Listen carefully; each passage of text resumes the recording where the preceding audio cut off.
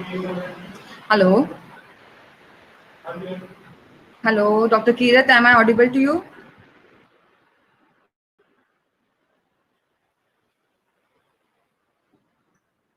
Uh,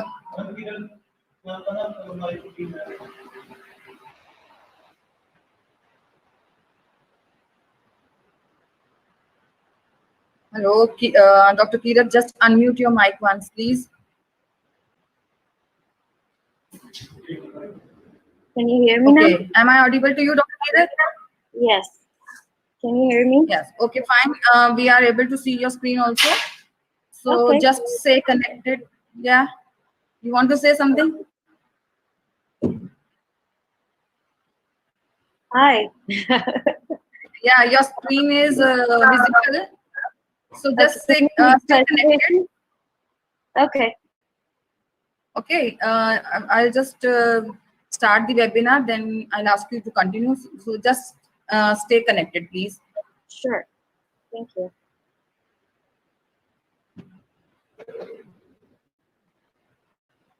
For the time being, stop presenting, Dr. Kirat. Okay.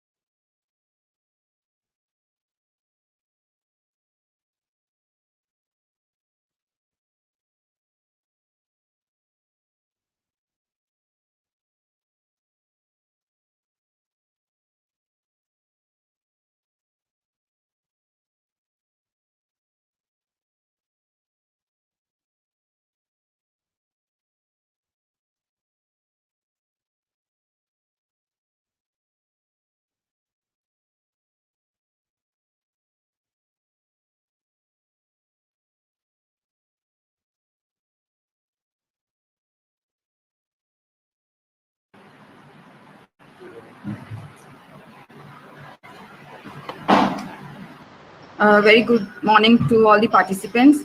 So I request all the participants participants to kindly unmute their audio and video, please, to avoid any disturbance during the webinar.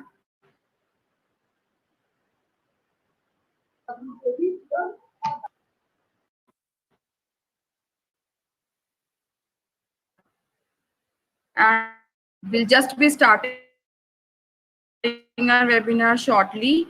So stay connected.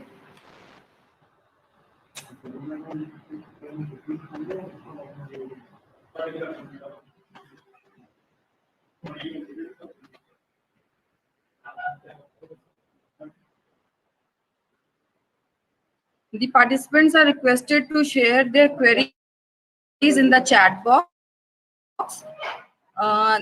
Those queries will be answered by our speaker at the end of the webinar. So please share your queries at the chat box.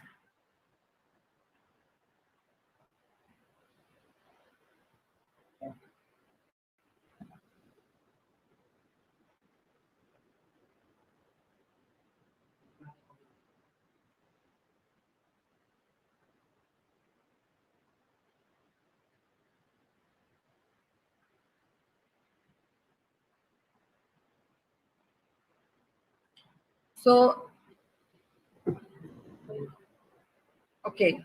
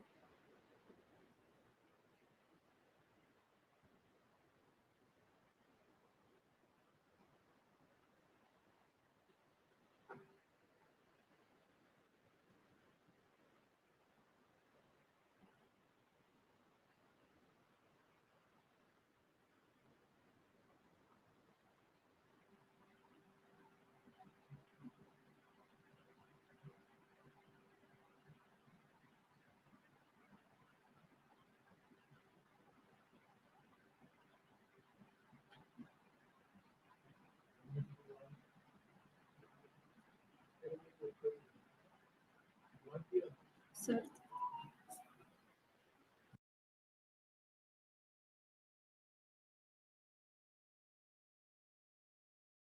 I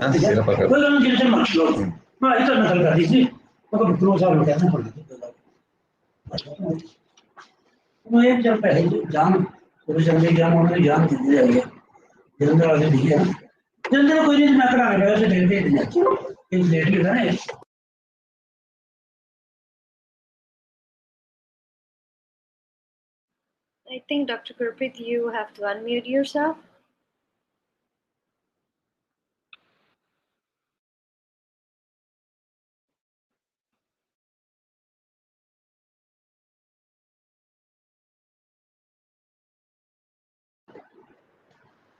Gurpreet ma'am, kindly unmute yourself. You are muted. Okay. So, good morning. A very good morning to all the participants. I welcome you all in today's webinar, Gene Therapy, the Next Frontier, which is being organized by Department of Biology, Swami Premanand Mahavidyalay, Mukeria. I also welcome our respected principal, Dr. Sameer Sharma, and our speaker of the day, Dr. Kirat Kaur, postdoctoral fellow, Department of Cardiovascular Research, Ikahan School of Medicine, Mount Sinai, New York, USA. Now, I request our worthy principal, Dr. Sameer Sharma, to formally welcome our speaker, Dr. Kirat Kaur, and our participants of the webinar. Over to you, sir.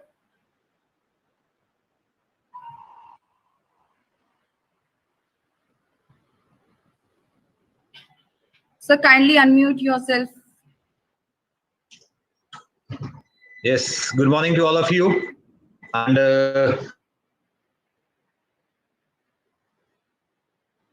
good evening to Dr. USA, New York. So on the behalf of all the members of managing committee, first of all, I formally welcome Dr. Kirat Kaur, a postdoc fellow, Department of Cardiovascular Research from New York, USA. And really, it's our pleasure to have such kind of a resource person on our panel. So, as all of us, we know that all kinds of physical meetings, physical seminars, they are they are not possible in this pandemic phase. But the SPN College Mukeria consistently going all the efforts to touch all parts of sciences, literature, whatever it may be, through this webinar program, so that all the research faculty members and all the students get whatever they have their expectation. There will be no barrier of this coronavirus. So it's an initiative we are consistently doing very well in all covering all kinds of webinars by conducting different resource person.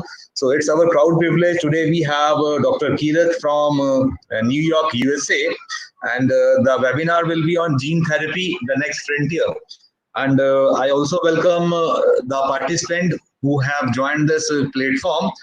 So as the cardiovascular research in which the ma'am is doing his postdoc, I think so this is also the need of the hour, because the coronavirus, what it can affect, it is still unpredictable. It has many factors. It affects your lungs. It affects your what part of your body. I hope the man will also enlighten on how to prevent yourself from this corona with reference to his or her research, with reference to her research. So it's a great pleasure to have this resource person on our panel. So on the behalf of all managing members of managing committee, I sincerely thanks for sparing her precious time. I also congratulate the organizing team for conducting this. Thanks to. Thank you so much, sir. So now moving on to the topic of today's webinar, gene therapy is one of the hottest topics nowadays. It carries the excitement of to cure most of the diseases. It is a novel treatment method which utilizes genes or short oligonucleotide sequences as therapeutic molecules instead of using the conventional drug compounds. Further, to provide greater depths of gene therapy in relation to cardiac implications, we have among ourselves Dr. Kirat Kaur, who would enlighten us scientifically into this new era health technology, the gene therapy. Prior to this, it is important that I introduce the eminent speaker to all my esteemed participants. Dr. Kirat is a postdoctoral fellow in the Department of Cardiovascular Research at Mount Sinai, New York. Her current research focuses on cardiac reprogramming with novel modified mRNA approach. With the same platform, she is working minimally invasively method of gene delivery to heart, and also is developing a cocktail against the novel coronavirus. She received PhD from New York Medical College in 2016. She published various articles in high impact factor journals focusing on epigenetic regulations involved in reprogramming bone marrow stem cells to cardiac competent cells. She has also served as adjunct professor at Mercy College and College of New Rochelle post her PhD. She is reviewer on multiple peer-reviewed journals and member of various professional societies, including American Heart Association, where she wrote various blogs under Early Career Blogger Program. With all this, in this very young age, I am very honored to have Dr. Kirat at this platform. And now over to you, Kirat. Thank you, Dr. Gurpreet. I'm really honored to be here. Mr. Sharma, principal of the college, I'm grateful for inviting me over. And kudos to the team for organizing such a great platform. I've been hearing a couple of webinars before. It's such a great audience and everybody is so involved. And I am really delighted to be a part of today's webinar. Before I start on my work, I really want to thank, it's so hard to call me Gurpreet ma'am. I've been always calling her Gurpreet Didi for my whole life. She was my senior here in Guru Nanak Dev University during my bachelor and master's program. She was a great mentor. She was helpful in my theory, my practicals in the lab, and I was like so naive and knew nothing about research. She is a great athlete. She knows it all. I'm so happy that she is doing good, and I am so proud of her. And then, like, I think it's a great asset to your college, and the students are lucky to have her guidance and get trained under her leadership. This is great. I'm gonna start sharing my screen, and let's see if this works. If you can you see my screen now? The presentation? No, it's not yet visible, Dr. Kirat. Let me try again. Yeah, just present now, then share the entire screen. Yes, that's what I'm doing. So let's see. Share. Can you see it now? Yeah, you are presenting now. Okay. Yeah. All right. So I'm going to talk about gene therapy, and it is very, as she mentioned, it's very, it's, I wouldn't say it's very new, but like the work I'm doing, it's very novel. And I truly believe it's the next frontier compared to the traditional pharmacological medicines we've been doing. Again, I'm going to go slow through the presentation. If you have any questions, feel free to interrupt me, stop me anytime.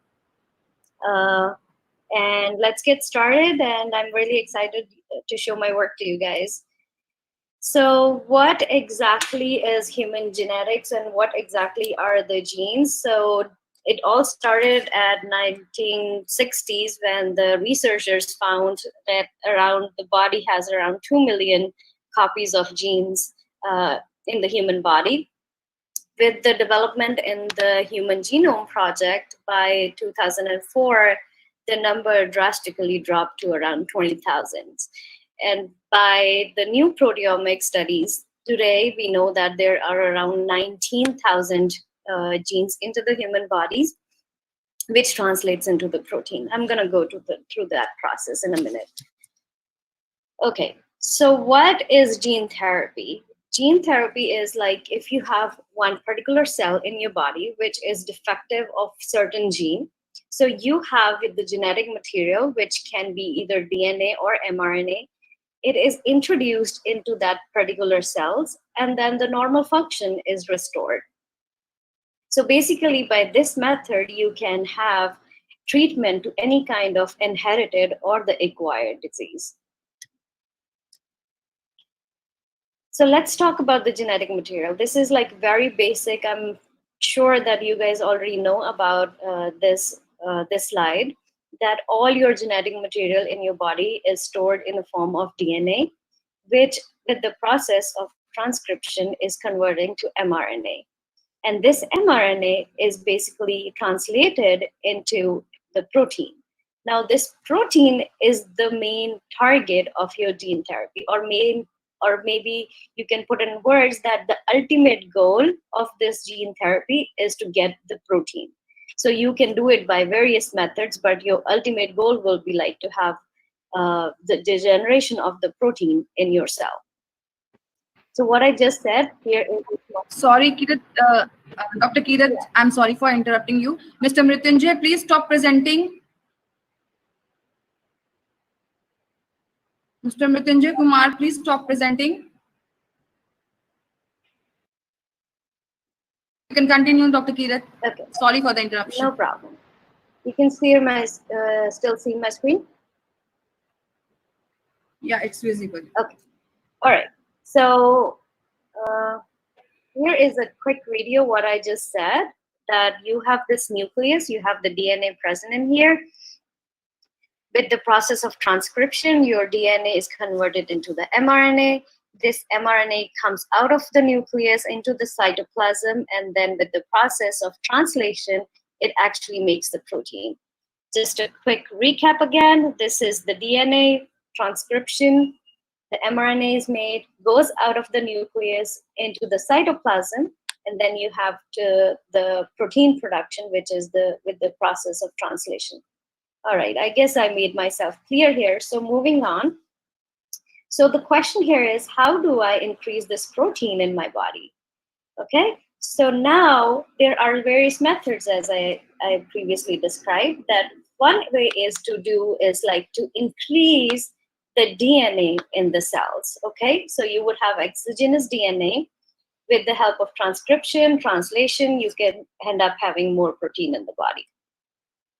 Another way is to increase here in the middle. You increase the mRNA.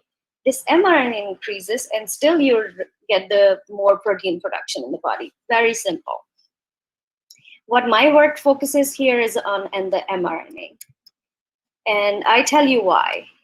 So there are various gene delivery methods. As I explained, you have the DNA, mRNA, and the small molecules, which are mostly the pharmacological drugs or like the normal medications you use, which could be inhibitory or promotionally affecting your proteins.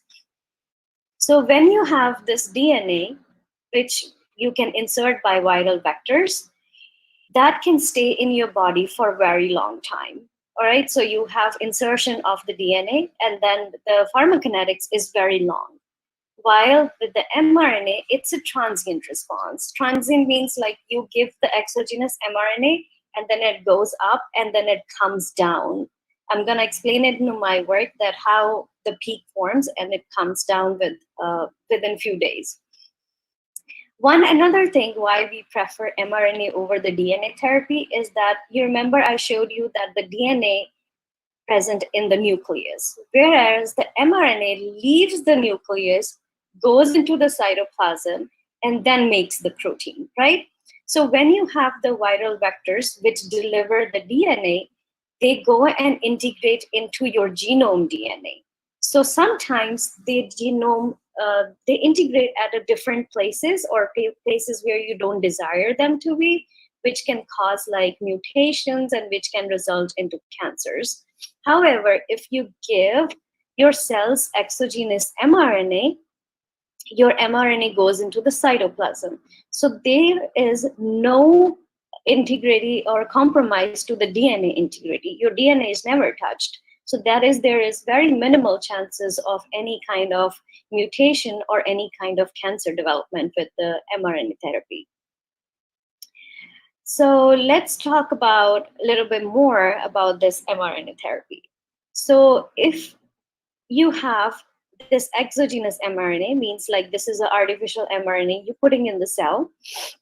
In its natural form, when the mRNA goes into the cytoplasm, there is this endosome which takes the mRNA, but it actually, because it's an artificial thing, right? You would expect that there is some kind of immune response. So that's what happens. There is activation of this immune response with this toll-like receptor 7 and 8, and which causes high RNase activity, which means like there are enzymes which degrade your external or the exogenous mRNA. However, there is a work from Dr. Kathy Carrico in 2008. She's a very known scientist in the field of this mRNA therapies. So what she developed that if you change one of the nucleotides, which is the uridine in your mRNA, with a naturally occurring, its isoform called pseudouridine, you actually, when you insert this, what's so-called modified RNA now, when you put this into the cells, there is no activation of the immune response. And thus there is no RNase activity. And this modified RNA is very well translated to protein. So the purpose of your mRNA or the drawback of mRNA, what it was that it is like very immunogenic, it's now resolved. Now you can make any protein with any kind of modified RNA you are inserting into the cells, which is, to me, it's like it opens the door for any kind of therapy. Whatever protein you're missing in your body, either it's acquired, it's a genetic disorder, you would have your genetic profile done. Whatever protein is missing, you generate an artificial mRNA or generate an artificial modified mRNA outside, you give it to the person, and then you have the protein. And it's pretty straightforward, but it's like very fascinating. So my work, I'm using this modifier RNAs into the heart therapy. So modifier RNA before, it's only used in vaccinations and some kind of cancers. But I wanted to, because I have a cardiac background during my PhD, I wanted to evaluate how this modifier RNA therapy can help in the ischemic heart disease, which is commonly known as the myocardial infarction, or commonly known as the heart attack. Okay, so if you have any questions, please stop me, and then I can explain it in details before I move forward. So during the heart attack or the myocardial infarction, you have the blockage of the main artery to the heart, which is the coronary artery. As the result of this, your cardiomyocytes start to die off, because there is no blood flow inside the heart. The cells surrounding that scar area, the ischemic area where you don't have any blood flow, start to develop a scar because there is so damage to the myocardial muscle. So there is around 1 billion of the cardiomyocytes die. So the cardiomyocytes, if you have any idea that the cells of the heart, the pumping or the beating cells are the cardiomyocytes, and then there are some sort of supporting cells which are known as the fibroblasts. So what happens when you're during the ischemic injury, your cardiomyocytes start to die off, and these cells do not repair themselves. So once you have these cells die, they die. It's not like your liver that your cells would regenerate again. No, the heart has very little regenerative capacity. So this scar, or this black area, if you can see, is formed in the heart, which is now more of the fibroblasts, which are the supporting cells, which are not the beating cells. So your cardiac function goes low, and there is more scar development eventually. So what are we doing to prevent this heart disease, or what are we doing to prevent this remodeling of the heart disease is, first of all, we can try that your cardiomyocytes start proliferating again. Your cardiomyocytes can start going through division. Okay, that is cardiac regeneration. Or we can somehow, after the blockage of the coronary artery, if we can somehow protect the cardiomyocytes from dying, okay, that would be cardiac protection. And the third aspect is cardiovascular regeneration. Means, what if I regenerate those blood vessels which are being clogged or which are dying after the heart attack? So that's what my work focuses on, like to induce the cardiovascular regeneration of the heart post the myocardial infarction. Okay, so the story started in 2010 when this great scientist here in California, Dr. Srivastava, started reprogramming these cardiac fibroblasts into the cardiomyocytes using some kind of genes. So these genes are basically known during the embryogenesis. These genes are well known for the development of cardiomyocytes. So as I explained earlier, there are these fibroblasts, which are the supporting cells. So with the help of 3 genes, which are known as the GATA4, MEF2C, and TBX5, he converted this fibroblast into the cardiomyocytes. So he also took some help of these pharmacological reagents to assist in this conversion of fibroblasts to cardiomyocytes. Another great scientist here in Texas, Dr. Eric Olson, suggested that if you add another gene, which is known as the HAN2, the reprogramming of fibroblasts into cardiomyocytes is even better. Okay, so around 30% of the cells into the heart, the fibroblasts starting to develop more of the cardiomyocytes. So initially, I used the same genes, like I'm gonna call them now G, M, T, and H, referring to GATA, MEF2C, and TBX5 and HAN2. So initially, I wanted to also reprogramming the fibroblast into the cardiomyocytes, but using my modified RNA this time. So what they did, they used the genes and they delivered with the retroviruses. They delivered the DNA into the cells. Again, don't have to mention it again, but just to remind you that this DNA insertion or the retroviruses insertion is associated with lymphomas post-delivery. And also they use some small molecules or the pharmacological reagents, which, if you take a drug, it goes all over to your body. It might have many side effects. It's going to end up like different organs. So it's not specific to the heart. So this is why we are choosing the modified mRNA technology to reprogramming the fibroblasts to the cardiomyocytes in the heart. Okay, so now I started my screen, or just to see if the modified RNA can actually convert into the protein into the cardiac cells, okay? Because it's never been tested before. So what we did, we actually took mouse cardiac cells, and then we sorted for the non-cardiomyocytes here, because that's what I was interested in. And because I wanted to see if this non-cardiomyocytes can reprogram into the cardiomyocytes. So the first experiment I did was to look at if this GATA, MEF2C, and TBX5, if they can be translated into the protein. So for that, I did this Western blots and the day 1, the expression was really high, and then it stayed till like day 5 or like 4. And then I knew that after day 4, I have to give the mRNA again to make more protein. So if you remember in the previous slide, I showed you that if you give DNA once, it stays in your body for a long time.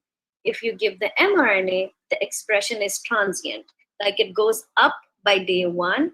And if you can see here with a reporter gene like GFP, it stayed till day 6. But for my purpose, the genes I was using, the GATA, MEF2C, and TBX5, they stayed till day 4. So that was my time point that I have to like give mRNA once again, and every 4th day I have to give the mRNA for these genes again. So that's what I did. Like this was for 14 days. I used to give every 4th day, I would give the mRNA therapy for this GMTH, which is the GATA, MEF2C, TBX, and HAN2, and also those small molecule inhibitors, what they use, the drugs similarly I used. So what I saw that by day 14, and also I wanted to mention their 4th group was GMTH and plus A, which was a AC, another gene which we found previously in the lab that it works very well in cardiac protection. So I wanted to combine all the cocktail, I would say, and then give it to my cells. So similar to what I expected, because the previous study was doing the DNA, I was doing the modified RNAs, but the genes were same. So similarly, I saw that by day 14, with my group of GMTH and plus the pharmacological inhibitors, there was a significant increase into the cardiomyocyte markers like troponin T or alpha MHC that you would see in the cells. So here you see the green cells. These are positive for this cardiac markers, means your fibroblasts have started to convert into cardiomyocytes. So around like 14 day by day 14, around 40 to 50% cells were positive for troponin T. Okay, so let's go and talk about like what I did further to remove the small molecular inhibitors. So I already removed the DNA part from the previous like GMTHA. I gave the modified RNA. And to remove the small molecular inhibitors, which have so much, side effects into the body, I also gave a very specific genes which will work as similar to the small molecule inhibitors. So one of the inhibitor was to inhibit the TGF beta pathway, and another was the Wnt signaling pathway. These both pathways are inhibited during, again, the embryogenesis, and previously known that to inhibit these pathways, you would have more reprogramming. So what I did, I removed these pharmacological agents and I put modified RNA against the pharmacological or the pathways the pharmacological reagents were inhibiting. So we did the same thing. After 14 days, we screened for troponin T, alpha-MHC, and here is the staining. And I checked for different groups of these inhibitors, and this was the winner, the group E, which was the GMTHA, plus the dominant negative of TGF beta, and plus the dominant negative of Wnt signaling. So these were together of 7 genes, which actually give me around 60% of reprogramming of these fibroblasts into the cardiomyocytes. So these were all done outside. It was all in vitro work. Okay, I isolated the cells from the mouse heart, and by this time I established the cocktail of the 7 genes, and then we give it by modified RNA, and then you would have reprogramming of the fibroblast into the cardiomyocytes. Another very sorry, I want to mention. So after 14 days, we looked by day 28. If you see on the right side here, the cells started to beat, just like the cardiac cells would start to beat. So this was pretty interesting, and we had very promising results by day 28. So another thing which I wanted to emphasize here, that one thing which modified RNA can do and the DNA therapy cannot do is that you can play with the amount of genes you are adding into the cells. So what I did here, I played with the ratios. I decreased one of the genes because I have 7 now. So I decreased one of them, I increased. So I played like so much more with this modified RNA therapy. As you can see here, we had multiple groups, and with the group 7G was like everything was equal.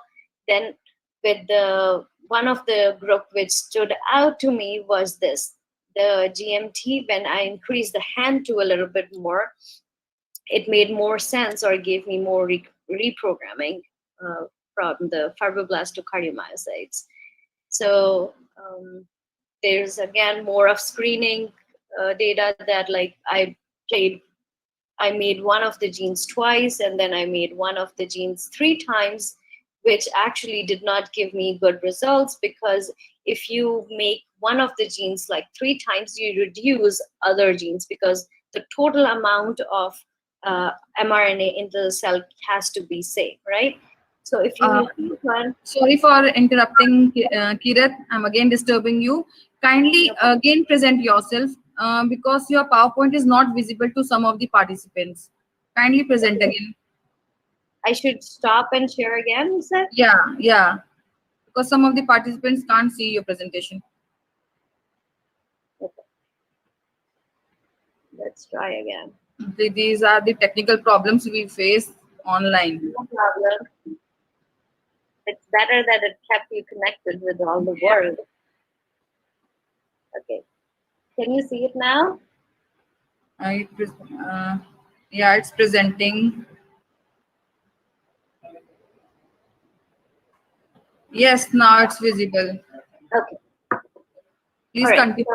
Yeah, thank you. Yes, you just stop me if I go over time. I get just too excited. No, you can continue. We have time. You can continue. Okay.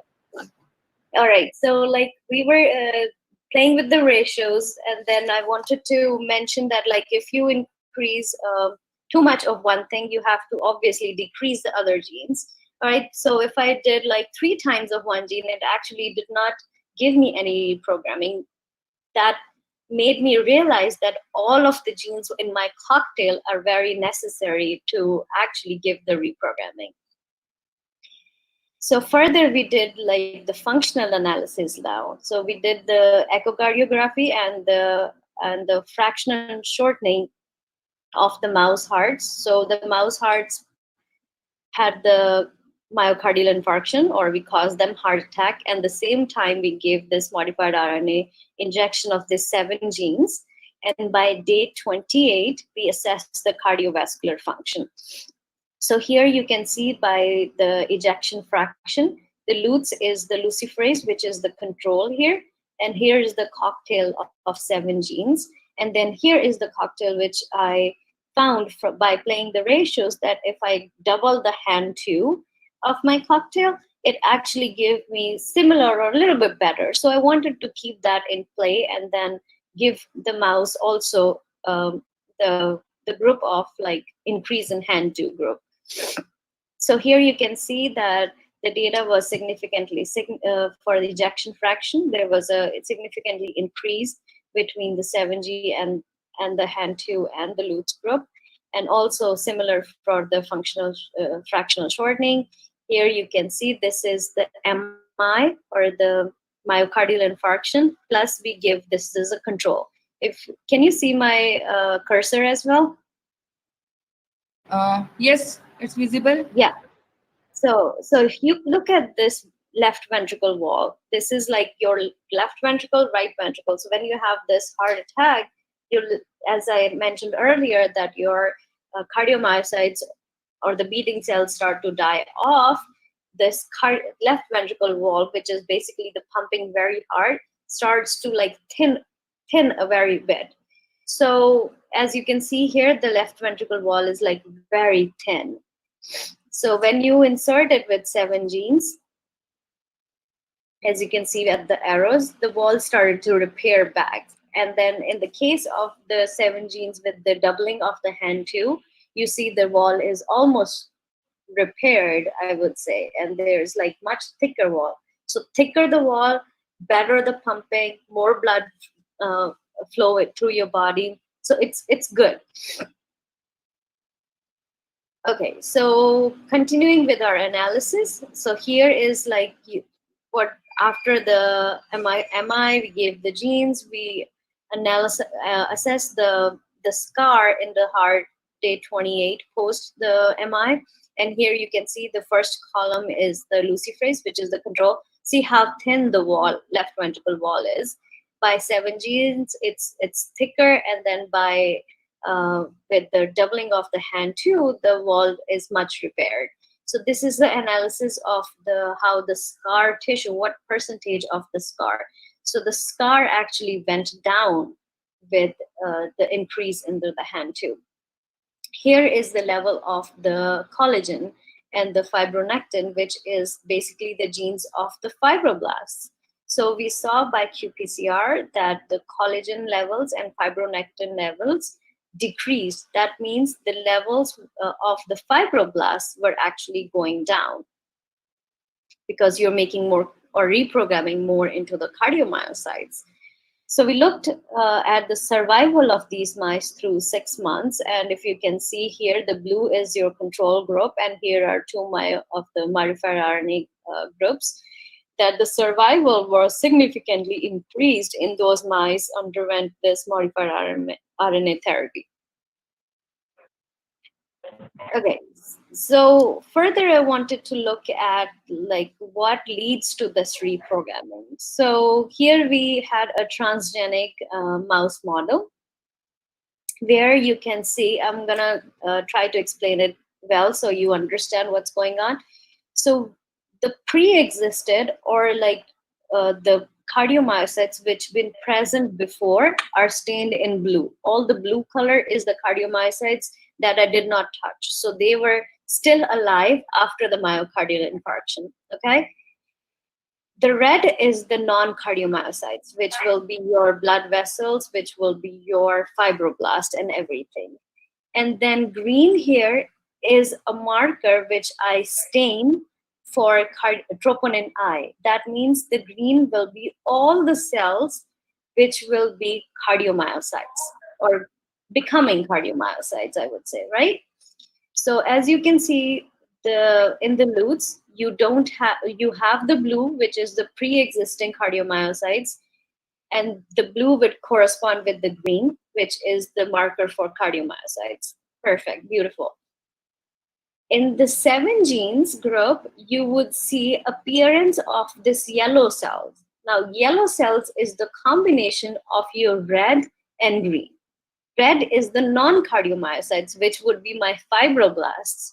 And then they are positive for troponin I, which means these fibroblasts are actually converting into the cardiomyocytes. So they start to express the protein which cardiomyocytes would express, which is the troponin I. So there is appearance of this yellow, beautiful cells, but they don't look like cardiomyocytes yet. You see these cardiomyocytes are like such big cells here with the striations, and these yellow cells are small cells. They don't look like cardiomyocytes, but in my functional analysis, if you have seen the previous slide, that the scar was going down, the function was getting better, the left ventricle wall was getting very thick. But these yellow cells were positive for cardiomyocyte marker, but they were not cardiomyocytes as of yet.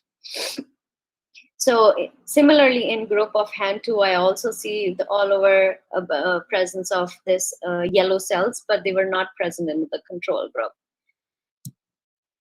So what I stained the cells next is I wanted to see how the blood vessels look like now, because the functioning was improved, but I did not see enough of cardiomyocytes now. So we stained for the blood vessel marker, which is the CD31 here. So here the cardiomyocytes are presented in red color, and the green are the blood vessels, the CD31. So here you can see that your control group after the MI, this is 28 days after the myocardial infarction. So your control group basically doesn't have much of the blood vessels. And my 7G and the 7G in HAN2 group has abundant of appearance of these beautiful green blood vessels after this 28 days of myocardial infarction and plus the modified RNA therapy. So that means that the cells are what my modified RNA is doing is basically increasing the blood vessels into the heart and not exactly the cardiomyocytes. It's making cardiomyocyte-like cells, which are probably secreting paracrine factors, or I would say the goodies into the heart myocardium.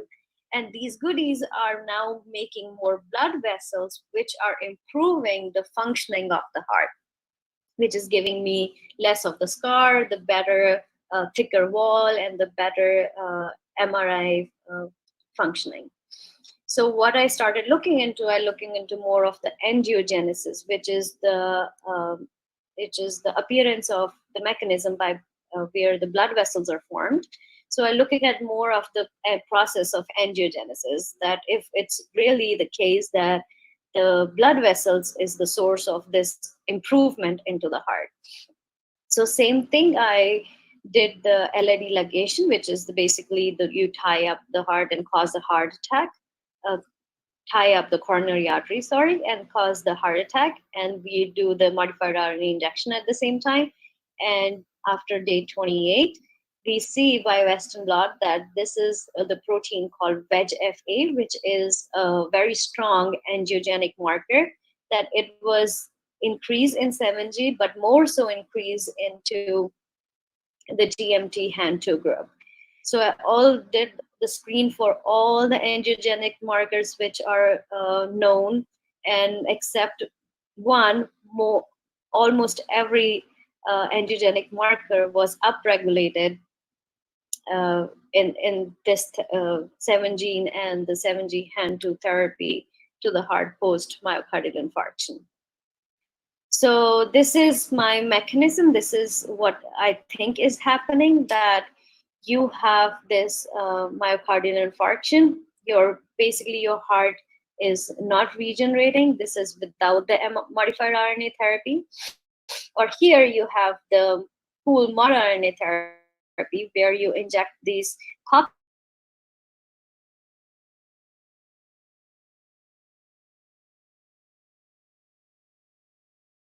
to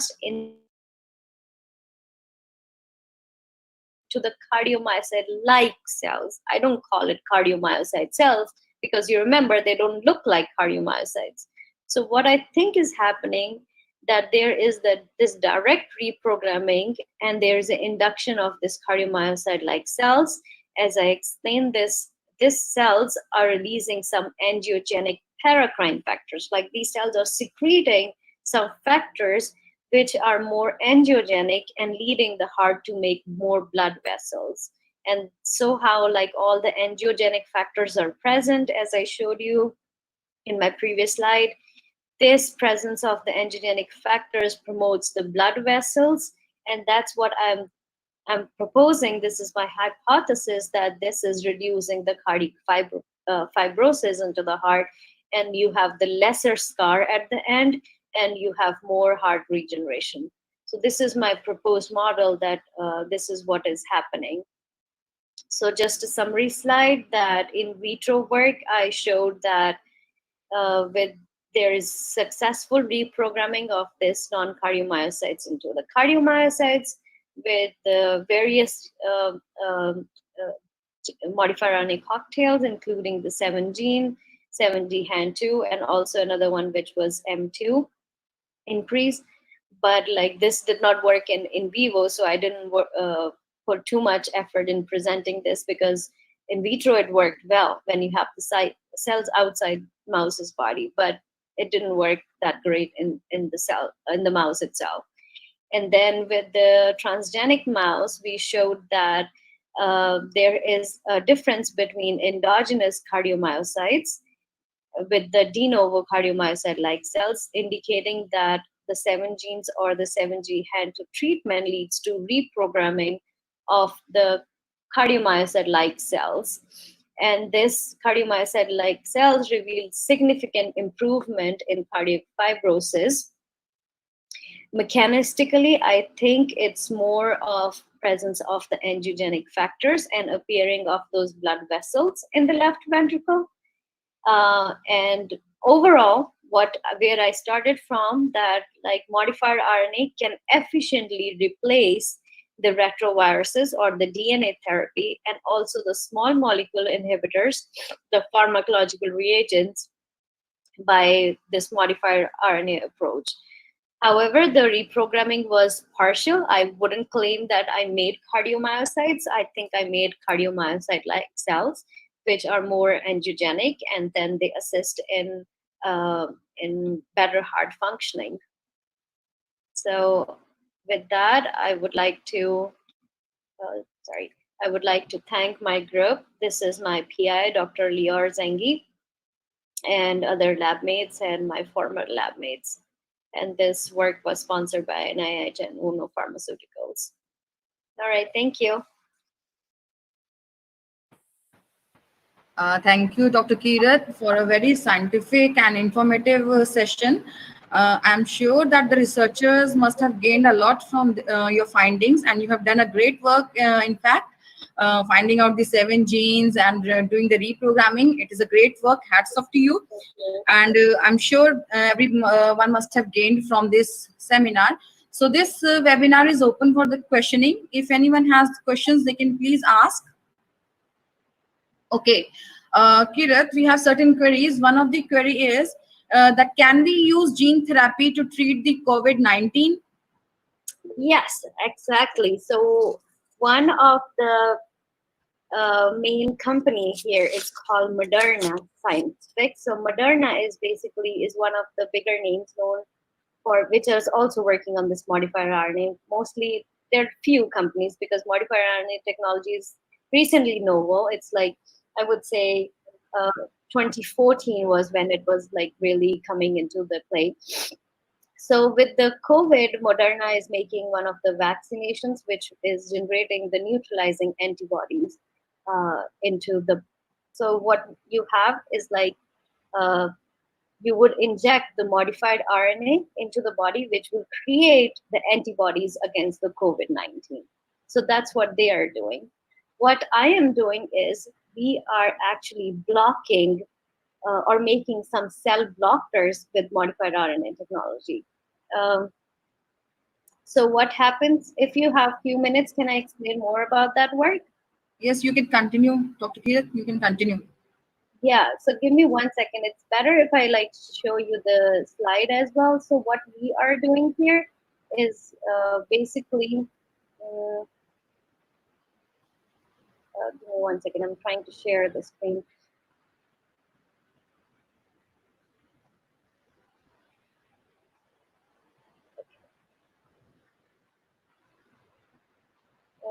Present now, share.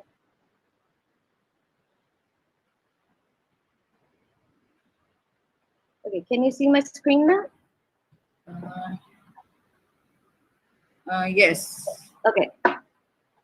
So basically, what is your coronavirus is doing? It's entering through this main receptor. It's called as ACE2, and it also has this spike proteins or present, like these green proteins present outside its envelope. So what happens is like your body, or like there are enzymes in your body which cleaves this green spike proteins to get it entry into the cells. If you see, it's like the spike protein is chopped up before the entry into the cell. So what we are doing is like we are generating multiple blockers to these entry points. So what we're doing is like we are giving with our modified RNA, we are giving most ACE receptors to the body. Okay, so once you have injection of this ACE receptor in your body, which is attached to another antibody, so once your virus comes into the body, you have tons of ACE receptors, which is in your circulation, not attached to the cell, which we have given exogenous ACE2. So your COVID or your coronavirus will actually come and attach to that ACE2, the floating around, and then we attach to that is an antibody which will actually engulf and have an immune response to the coronavirus.